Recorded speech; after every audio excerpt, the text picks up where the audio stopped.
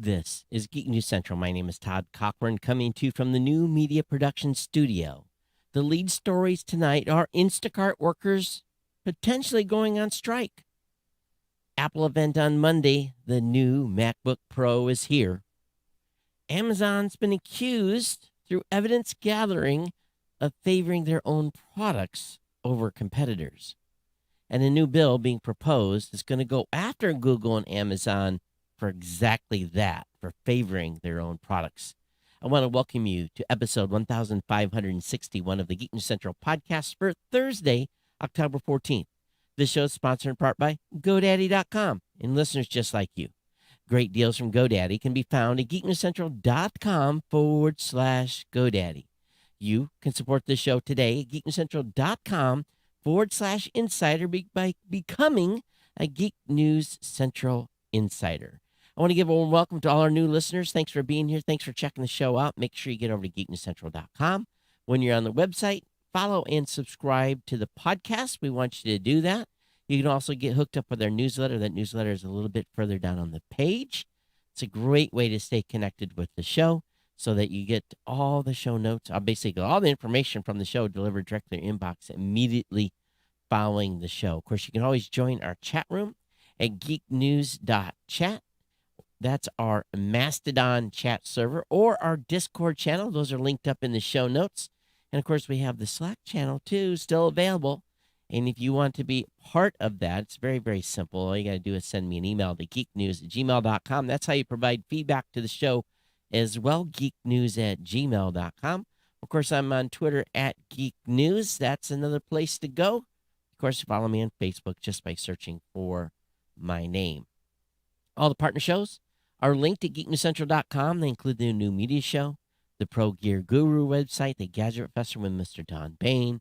We've got the GNC Weekend Review with Kirk and Scott. So definitely check out all the shows that are available through our partner shows at Geek News Central. Definitely appreciate it when you do and when you follow and subscribe to the show. As has been evident in some of the statistics, the listener numbers are up. So I consider that encouraging. So I want to thank all of you. We had a 10% gain over the last month of brand new listeners come into the show. So that is greatly appreciated. And all those of you who are new, I hope you stay. And thank you so much for doing so. Of course, this show is sponsored by our good friends at GoDaddy.com.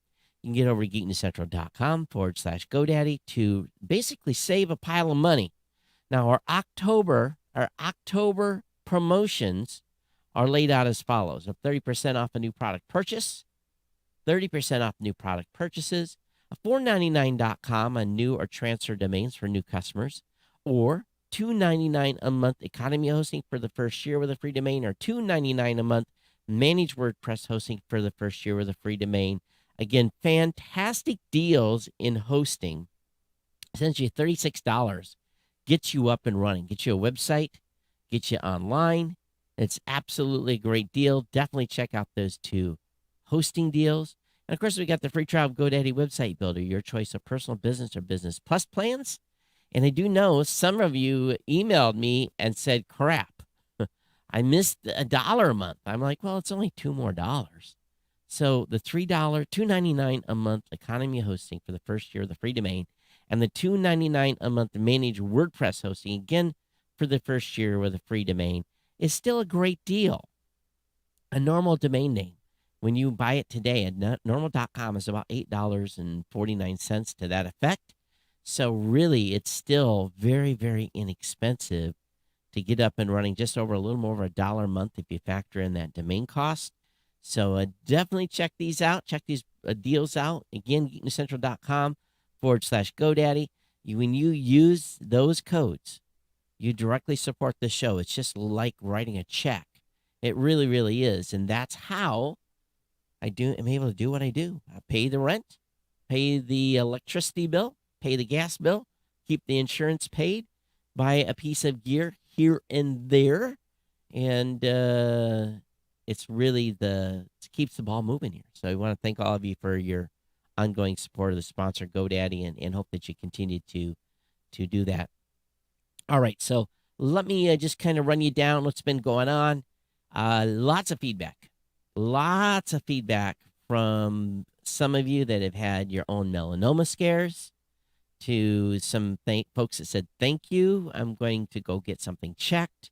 I definitely appreciate it. That was the purpose of my discussion with you on the last show. So, again, thank you for the feedback.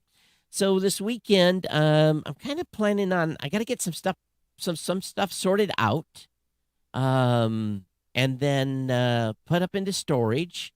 And then I'm rearranging the loft. I'm going to move things around, just trying to get stuff organized. I've ordered a couple of cabinets to basically get stuff off where it's just kind of laying out.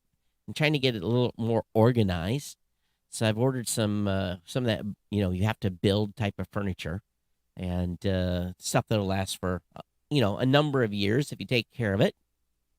So that stuff won't get here until next week, but I'm going to start the rearrangement this week along with other stuff. Getting prepared for winter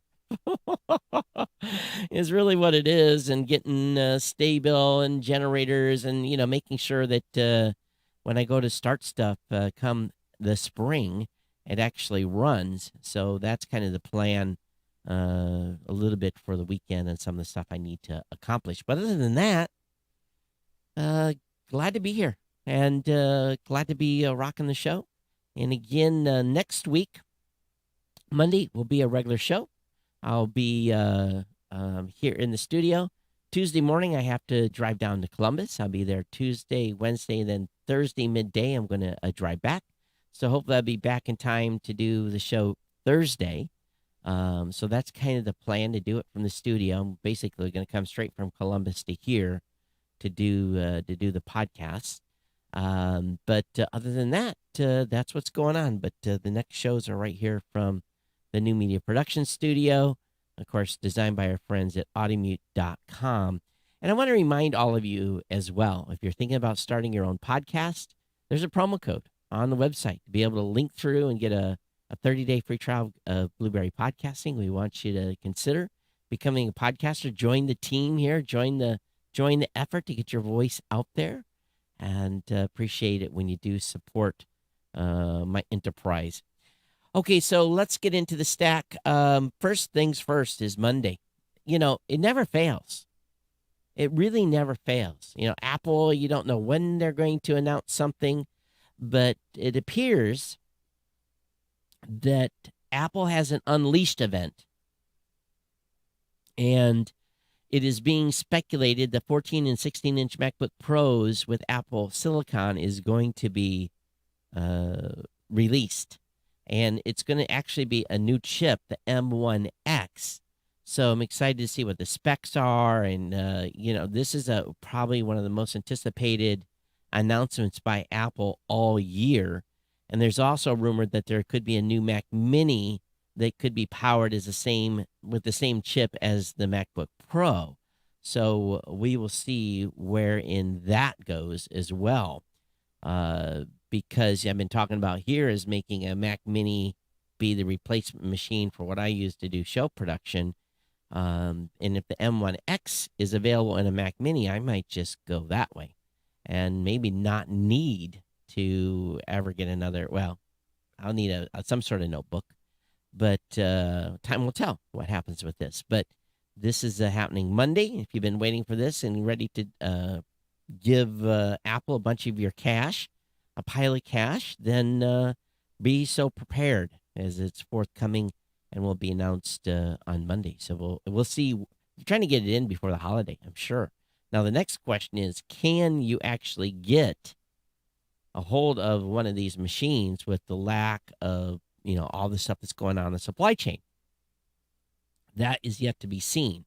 I would expect Apple will probably be flying stuff back to the United States versus putting it on a ship. Consider ships are sitting out in the ocean for weeks and days on end now before they're being unloaded.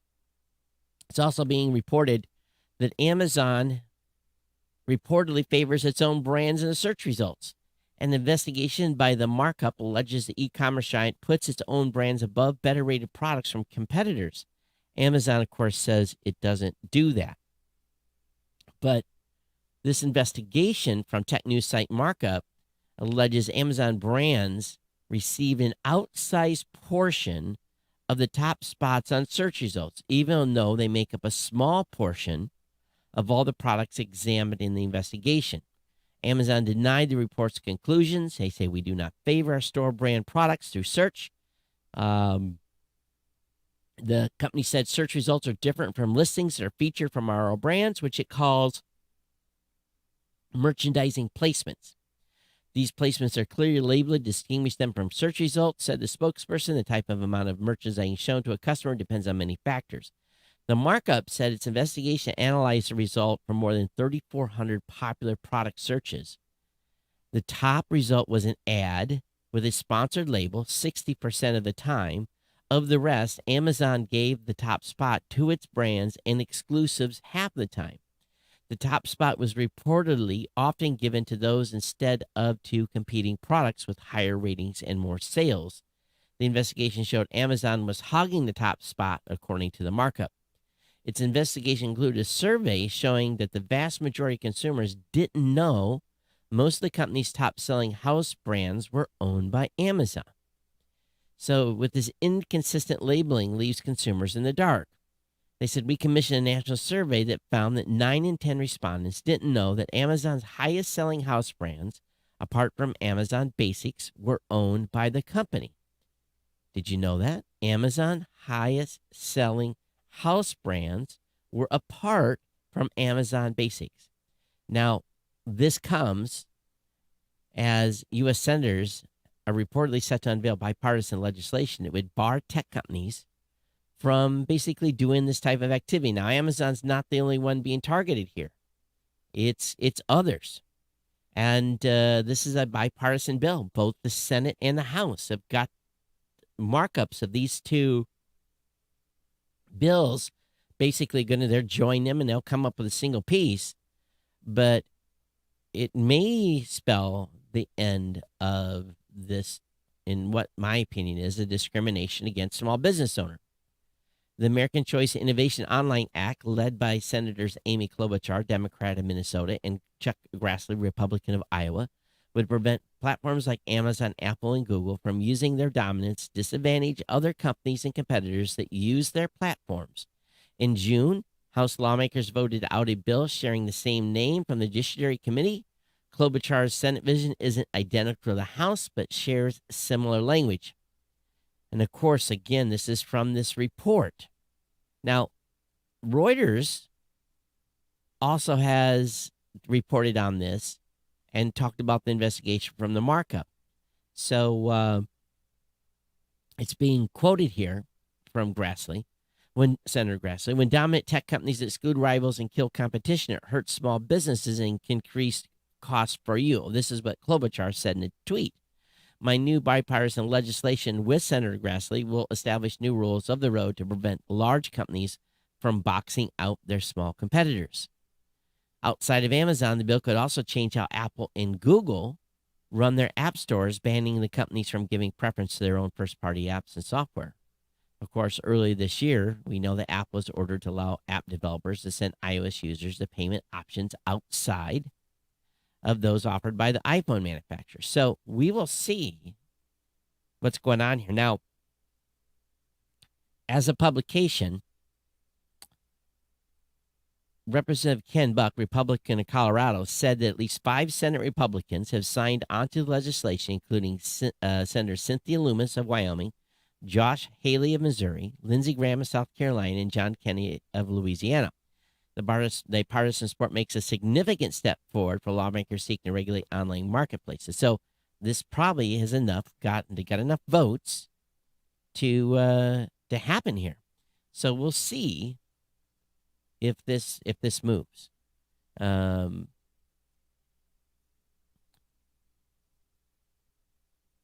Trade groups, though, like the Chamber of Progress, not Chamber of Commerce, Chamber of Progress, suggested the bill would hurt consumer experiences online, not enhance them.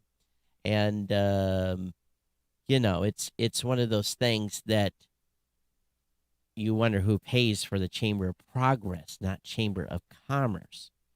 So, the Chamber of Progress Coalition partners with tech companies like Amazon, Facebook, and Google. Of course, it's a paid hacks for them. And Amazon has not replied to the initial results, of course. So we'll see where this leads. But one would hope that we as consumers would get better deals when we go shopping.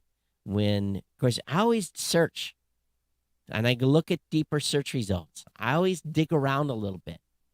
That's what you have to do too.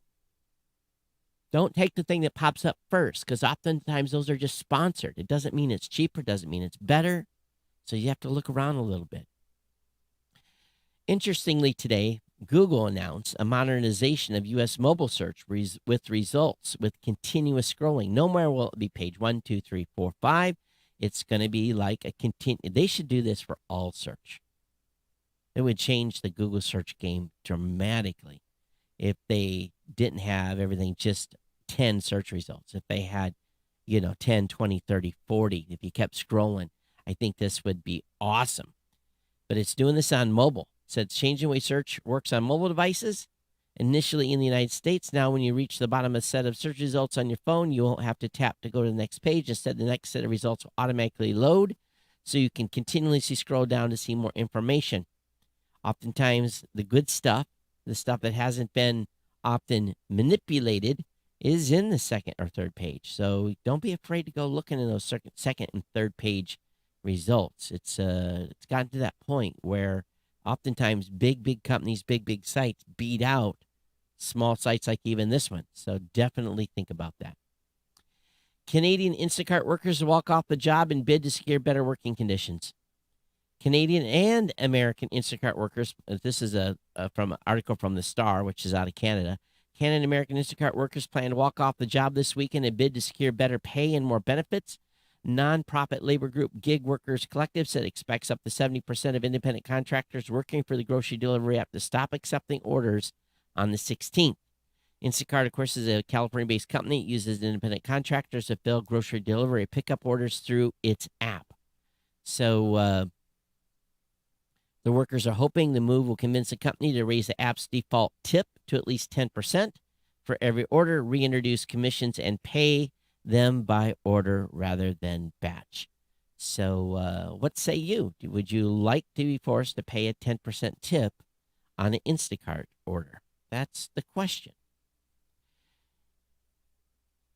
Over in CNET on the Roadshow section, Foxconn, yes, the Chinese company, has revealed its Foxtron EV brand and teases new cars and an electric bus. Now, they're not kidding. They've got a 1-minute video that I think once you see it, you'll be pretty impressed. There's going to be Foxtron vehicles being made by the Chinese manufacturer. It's on October 18th on Hanhai Tech Day. The plans to reveal a slate of electric vehicles that seem to include E and C segment vehicles and a bus.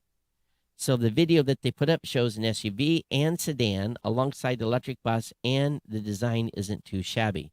They do call the sedan, guess what, the Model C, which is kind of interesting. These vehicles will not wear the Foxconn name, but the new badge Foxtron.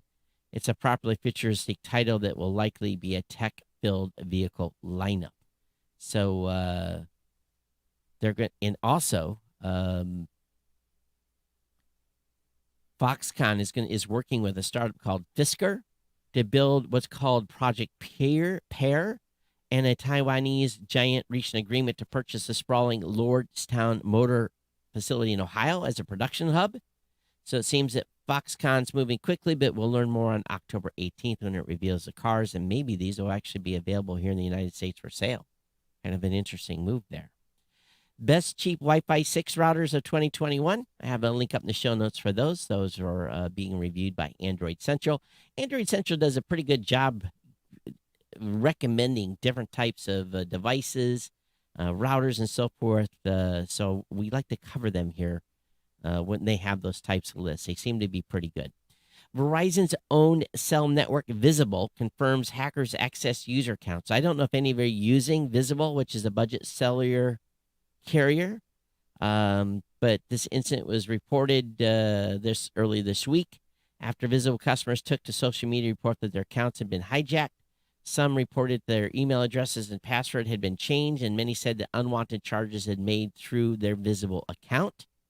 One customer wrote in a visible subreddit that the account was hacked and an iPhone bought with that user's connected PayPal account. Another said they had 3 iPhones ordered within 24 hours in their name, each time a different shipping billing address. So the company on Wednesday said that threat actors were able to access username passwords from outside sources and exploit that information to log into the accounts. This, along with a follow-up tweet advising users not to reuse passwords across multiple accounts, suggests those affected were likely victims of large-scale credential stuffing. So we'll see. The carrier does not have two-factor authentication, so that could have limited the damage had it been the case. Microsoft is saying they're going to shut down LinkedIn in China.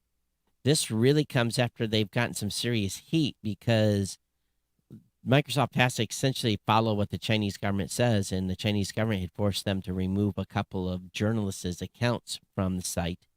So Microsoft says it's pulling the plug. They say that having to comply with the Chinese state has become increasingly challenging. I wonder when they're going to start doing that here in the United States, where it's becoming increasingly challenging to work with the U.S. government. That's the question I would have. So LinkedIn will launch a jobs-only version of the site called InJobs later this year in China, but LinkedIn will no longer be available in China. Ghost Robotics, this is crazy. This is not the same company, Boston Dynamics. Boston Dynamics has vowed never to weaponize their robots, but Ghost Robotics is. They strapped a gun to its robot dog and showed it off at the United States Army's 2021 annual conference in Washington, D.C. A company called Sword International built a special-purpose unmanned rifle. According to The Verge, it has a thermal camera for a nighttime operation, effective range of 1.2 kilometers, just under 3/4 of a mile, and a 30 times optical zoom. But this thing looks pretty doggone impressive. It really does. So these are more of these mechanical robots that are going to be potentially roaming the battlefield someday. So we will see. But this is what we've all kind of cringed at, is weaponized robots. But again, maybe not much different than a drone, right? Drones are autonomous, and well, not autonomous. They're being flown. These robots would also being driven by some operator at some location. So that doesn't change. So maybe we're already, that genie's out of the bottle. Facebook is testing its less political news feeds in 75 new countries. The company introduced that change here in the United States in August. So they're slowly rolling this out to weed out political content from the news feed, probably under ongoing pressure that they're seeing. Twitter is also trying out ads in the perfect new place, quote unquote. They're going to put ads in reply chains. Yes, you're going to be looking at replies in Twitter, and there will be an advertisement. They just got to squeeze every doggone buck that they can out of the system. The folks at CounterpointResearch.com have announced that Apple captured 75% of global handset market operating profit in Q2 2021.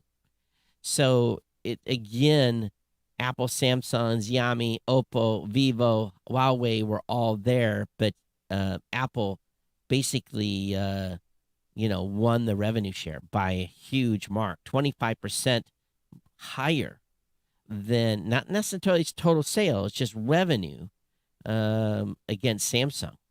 Samsung was number 2, and 62% operating profit share as compared to its closest competitor. The only place that was that Apple got beat was in shipment share, where Samsung shipped 2% more phones than Apple did. So you can see that Apple makes a lot of money on mobile phone sales.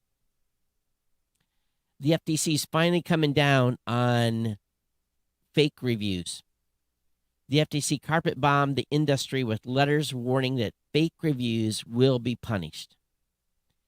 U.S. companies ranging from Amazon to Applebee's, Google to Gap to IBM, and Microsoft and McDonald's have received warnings from the FTC about fake reviews and misleading endorsements. The Competition and Consumer Protection Regulatory said it has fired off notices of penalty offenses to over 700 companies, from the latest of big tech and big pharma down to iconic purveyors of Americana across the world. I can think of a few companies in my competitive space that should get these letters. The letter puts companies on notice if they use endorsements in ways that run counter to FTC administrative cases. They could be on the hook for significant civil penalties up to $43,792 per violation. In other words, you have to disclose if this is not a real person, if it's just ad copy. So if you do any type of reviews for any type of company, or you're in charge of that, you're going to want to look at this very, very closely. Spotify is going to open its Car Thing waitlist to all U.S. users. You need a Spotify premium subscription to actually use the music and podcast player through your car. And its Car Thing is an $80 music and podcast player for vehicles. The company debuted the gizmo back in the spring.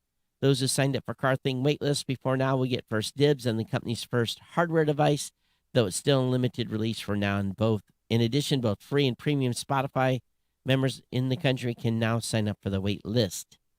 Here's one thing I've been hearing too: is this is their own homegrown device that is specifically for podcast in your car. And remember, your phone and your Bluetooth connection will serve the same exact purpose. You don't have to go buy this $80 device to be able to, get good music if you're a Spotify fan. At the same time, I read a report that come out of Starlink that they're creating. They can only build currently 5,000 new terminals a week. So that means only 20,000 people a week are getting an invite to come on the Starlink network, with 500,000 terminals already back ordered. And I don't know where I am in that stack. I'm early. It's hard to say, but it's obvious that they need to ramp up production, and Starlink says they're going to ramp up production considerably to go to 4 or 5-fold, but it's not going to happen for a while. So I'm sitting here kind of twiddling my thumbs, thinking it might be spring before I see a Starlink antenna. I'm hoping not. Only time will tell. And being that I'm in a rural area with what I would consider low density, I should be in the running, because they're saying high density markets will have to wait till later. In high density markets are places where people already have multiple choices for broadband. I know a lot of people have bought these in areas where, they have 2 or 3 options. The options suck where I live. I wish they wouldn't. I wish they would focus on rural America first, for sure. A new House bill would limit Section 230 protections for malicious algorithms. Don't count on the measure to reach President Biden's desk, though, because the Congress and the House and the Senate have never seen eye to eye on this. But they put together evidence on Facebook's use of what they call a logarithm abuse. And they say that the whistleblower, Frances Hagen, her statements were proof Facebook was abusing the CDA, the Communications Decency Act, Section 230, well beyond congressional intent. And now there appears to be another whistleblower that's come forward with some more stuff. But the bill, of course, only is going to apply to services with over 5 million monthly users, and won't cover basic online infrastructure such as web hosting or user-specific searches. This will go before the House on October 15th. But again, will it make it out of the Senate? Who knows? Only time will tell. If you live in San Francisco, in a specific neighborhood, the automated Waymo vehicles have been coming down that dead end for a while, and they've been having challenges. So this is kind of a regional type of article, but it shows you when programming goes wrong, it really goes wrong, because the Waymo cars think they can drive through a street that basically dead ends, and are having to do U-turns, and they say it's just one after the other. Waymo has been informed, and hopefully they'll get a fix in place. Google's Virus Total report. Now, this is interesting. Virus Total was acquired by Google in 2012, and it operates a malware screening service that can be used manually or via an API to analyze suspicious files. The team collected data between January 2020 and August of this year and investigate how ransomware is evolving.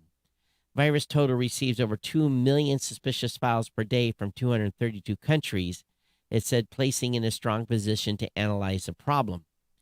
They said that 95% of ransomware malware identified by its systems targets Windows users. Over the period, there was at least 130 different ransomware families, the report said, and change is constant. It seems that most cases, attackers prepare fresh new samples for their campaigns almost on a daily basis. There were notably geographic distinctions, with Israel submitting by far the most ransomware samples, followed by South Korea, Vietnam, and China. The UK is 10th. Does not distinguishing mean that those territories were the most attacked. Virus Total security engineer Vincente Diaz, in a video presentation, said the high figures for Israel could be related to many companies there automating their submission process. So Windows gets 95% of the ransomware attacks. That's amazing. We've talked about this in the past, but the U.S. Army has delayed Microsoft's $22 billion HoloLens deal. They won't be training in HoloLens for a while. The U.S. Army has delayed the deployment by a year to September 2022. The delay was prompted by the need to bump operational testing from July this year to May of 22 to further mature the mixed reality technology. The Defense Department's Inspector General launched an audit earlier this year to determine whether or not Microsoft systems would meet requirements. It's not clear if the audit is linked to the delay. It's one thing about money being spent in the government. When there's delays and you can't spend money, it's a big issue. So something happened there that is not available to the general public. Many of you know about NFTs. We've talked about NFTs on this show a little bit, but Viacom CBS is going to jump on the NFT bandwagon with a digital collectibles metaverse. Viacom CBS Merchant Division will launch its NFTs and a place to buy and sell them in the spring. So that's interesting what they're going to do here. You know, would you guys be interested in buying? I could make every episode an NFT, and you could own the rights to that show. Should we do that? Would you guys pay for certain episodes and have the rights to those? Doesn't mean I take the sponsorship stuff out, but you have the right to repurpose once you own the content. So what do you think? Anker's announced Soundcore's first audio glasses, priced at $200. It's coming in November with 10 styles of frames to pick from. I'm actually starting to already get CES pitches. This is the earliest I've ever gotten a CES pitches in October. This came across, actually Kirk found this and I got the same pitch via email. So here we go. And I have registered for CES. I have got hotel reservations made. So I am planning to make the journey back to the tech mecca and do the show again this year, barring any crazy things that happen in the world over the next couple of months. I'll be making my first trip back to Vegas in over 2 years. Just because we haven't been to Vegas. I think CES 2020 was the last time I was in Vegas. DoorDash is announcing it established a $1 million relief fund for restaurants hit by natural disasters. The company will hand out 10,000 grants to eligible businesses. Now, this is, again, natural disasters. Whenever there's a state or federally declared natural disaster, with the help from Hello Alice, it will distribute these 10,000 grants to businesses that can use the funds to pay for essential expenses like rent, supplies, and payroll in times of need. The company will process applications every 3 months with funding to follow shortly thereafter. So that gets underway on November 1st. The program is currently only available to restaurants in the United States. Facebook has announced, and this is an article that came in via Variety, says it will start removing sexualized attacks on celebrities as part of an anti-harassment policy update. So it will remove severe sexualizing content targeting public figures, including celebrities, politicians, creators, and people who have involuntarily become famous. That is posted on Facebook or Instagram as part of an update to its bullying and harassment policies. The social media giant said it already removes attacks on public figures that encompass a range of harms. It now also specifically removes severe sexualizing content, profiles, pages, groups, or events dedicated to sexualizing a public figure, derogatory sexualized photoshopped images and drawings, and attacks through negative physical descriptions that are tagged to mention or posted on a public figure's account. So, and then we'll remove commentary as well. So we'll see where this leads. Another Facebook whistleblower says she's given documents to U.S. law enforcement. The social network is facing, of course, increased scrutiny here. Former Facebook data scientist Sophia Zhang again accused the social network of not doing enough to tackle hate and misinformation and focus specifically on government influence campaigns in small and developing countries. Zhang has previously spoken out about Facebook, also said in a tweet Sunday that she has provided detailed documentation regarding potential criminal violations to a U.S. law enforcement agency, but she has not said who. And she did have an interview with CNN. So time will tell where this leads off to. Of course, we did talk about the Apple event. Are you excited about the Apple event next week? And I guess I have to give a little more ink and airtime. Jeff Bezos' Blue Origin did launch its four-person crew, including William Shatner, to space. And it was successful. And everyone had a good time. Shatner was 90, is now the oldest person to reach space, an honor that was previously held by 82-year-old Wally Funk. And they got about 11 minutes, 4 minutes of weightlessness. So it looks like that Shatner said, "This is something I wish I could never let the feeling go away." Basically, he was quite excited, and he did talk about the 5G ride home and the impact on his 90-year-old body as well. Hey, Toby, thanks for checking in today. Thanks for saying hi. Dave and the other folks that were on live as well. I definitely appreciate it. I do have some email that has come in, and that I can read. Let me go to this one, because several of you asked me out of privacy of your health not to mention you. But Jerry said, high five. It's not melanoma cancer. I agree, Jerry. High five. And congrats on the podcast anniversary. I've been listening for a long time. Heard about you when Adam Curry played your promo on his Daily Source Code podcast way back in the day. Do you remember what year that might have been? I probably listened to every show since then. Keep up the great work and stay healthy. And it's from Jerry. Thank you so much. It'd have been 2004, 2005. That time frame for sure, because that's when we were into heavy promo. I do want to thank Eric. He's someone local to me here, and he dropped off a T-Mobile range extender to me. And Eric, that thing didn't work. It never connected up the network. So I'm going to do as you advise. I'm going to probably toss it unless someone else wants a T-Mobile range extender. It only works on 4G, and it didn't work at my house at all. I connected to the internet, did everything it was supposed to do, and it just never synced up. So who knows? And Eric had dropped it off here at the business next door, and I was scratching my head on where this came from until he'd sent me an email. So Eric, thanks for sending that over. I also got an email from Rob. He said, "Hey, Todd, you mentioned Roblox several times in your cast, but didn't seem to know what it was. I know just a little. It reminds me of a cross between Minecraft and Lego. It can involve game development, just playing games, cooperative play, and educational games and activities. I used to have been online last year when I was teaching a special education class remotely. Here's a few links in a short video to learn more." So thank you for sharing that. And after I see the characters, then I kind of get a little bit of an idea as well, Rob. So thank you so much for that. But for the rest of you that sent comments and asked me not read them on the show, I definitely appreciate it. We do have one listener of the show that is actually got melanoma cancer.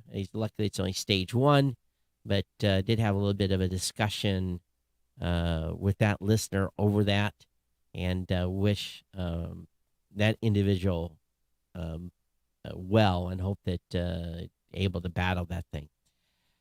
So anyway, that's going to bring us to the end of the show. A little shorter show today. We definitely appreciate all of you that are insiders. Those of you that can contribute.